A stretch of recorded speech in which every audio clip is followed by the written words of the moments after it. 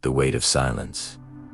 The streets after the protests looked like a battlefield. Torn banners clung to lampposts like wounded flags, and the acrid sting of tear gas still lingered in the night air. Amal moved slowly, her footsteps crunching over broken glass. Each sound seemed too loud, as if the city itself demanded silence in honor of the dead. In her bag lay her brother's scarf.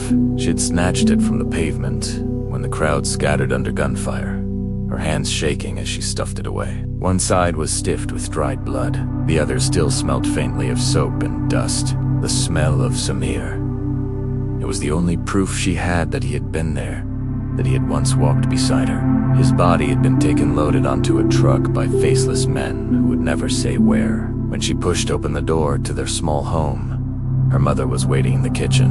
A single bulb swung overhead, throwing shadows across the walls. On the table sat 2 cups of tea that had gone cold. "You're late?" her mother said, her voice low and cracked. Amal didn't answer. She slid into the chair across from her and stared at the tea. Her throat ached, her chest burned, but no words came. The silence grew heavy, as if the walls pressed inward. Her mother's hand trembled when she lifted her cup, but her face remained stone. Years of practice had taught her to hide what she felt. Finally, Amal whispered, "I couldn't find him." Her mother set the cup down carefully, her eyes fixed on the wood of the table. "Drink," she said. It was an order, but a voice broke on the word. Amal didn't. Days of absence and the weeks that followed, grief became its own kind of ritual. Neighbors came to sit in silence, or to press folded notes into Amal's hand. Addresses for secret meetings, times for the next march. She hid them in a drawer. She could not imagine standing in the square again. Not yet. Samir had always been the fearless one. He had laughed at danger, his voice loud enough to fill a room, his conviction so certain it seemed unbreakable. "Change is like the morning," he once told her. "You can delay it, but you can't stop it." Amal had been the opposite, cautious, pragmatic, the one who reminded him to carry his ID in case the soldiers stopped him, the one who worried about the curfew. Without him, she felt not only grief, but a strange kind of guilt. The knowledge that she had lived by hesitation, while he had died by action. One night, as she sat by the window, she overheard 2 neighbors whispering in the alley below. "They should stop," one said. "Too many are gone. Nothing will change. But if we stop," the other replied, "then it's as if they died for nothing." Amal pressed her forehead to the cool glass. Her brother's words returned like an echo. "If we stop now, they win twice." The square revisited. She avoided the square for as long as she could. But absence has its own gravity. When a boy from the neighborhood was killed, still with a school satchel slung over his shoulder, Mo found herself drawn into the funeral march. The coffin was draped in the flag. The boy's mother stumbled forward, screaming his name, her grief raw and unrestrained. The crowd caught her before she collapsed, holding her up as if she were a sacred relic. Amal's chest tightened until she thought she might break.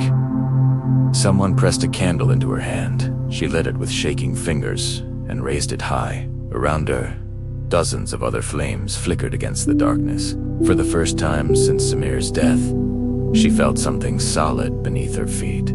The grief did not vanish, but it steadied her, anchored her to the world. The drawer opens. That night, Amal returned home and opened the drawer she had avoided for weeks. The scarf lay folded inside, its stain still dark. She lifted it out and wrapped it around her shoulders. When she turned, her mother was watching. "Where are you going?" her mother asked. Amal placed her hand on her mother's. "To carry him," she said softly. Her mother's lips trembled, and for the first time tears rolled down her cheeks. Not the loud wailing of despair, but quiet, almost gentle tears. A release. A different kind of fighter in the days that followed. Amal began to join the gatherings.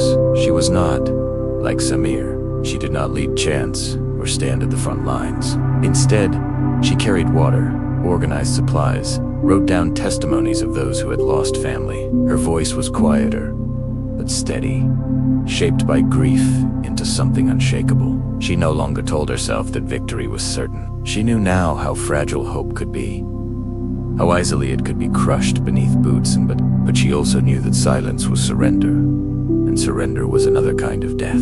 The scarf stayed around her neck each time she stepped into the streets. It was a reminder not only of what she had lost, but of what she carried forward. Love and grief were woven into its fabric, and when the chants rose again, echoing through the narrow streets, Emil raised her voice, not because she believed the struggle would be easy, but because she could not allow her brother to be forgotten. Her grief had become acceptance.